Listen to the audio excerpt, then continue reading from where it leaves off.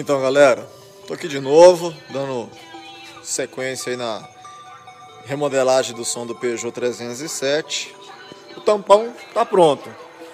Aí, que bacaninha. Até que não ficou tão feio. Ganhei um espaço considerável no porta-mala. Se analisar bem, sobrou um espaço bacana aí. A galera da Impacto aqui de Porangatu fez pra mim o tampão.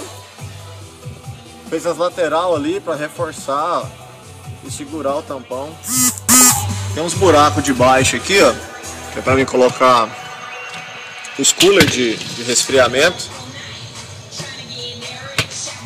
O bloco de distribuição de energia ficou aqui embaixo. Já comecei a passar os fios do remoto.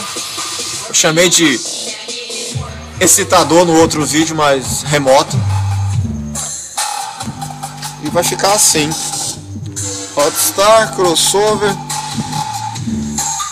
mega capacitor, usina e outra Rodstar para o módulo de, no caso, um módulo mono.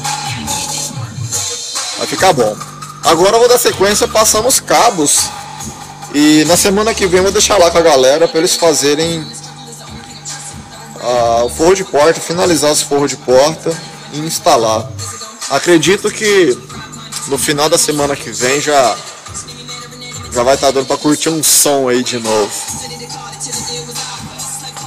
Já é? From a minute, to be in the city, rib, but in the streets.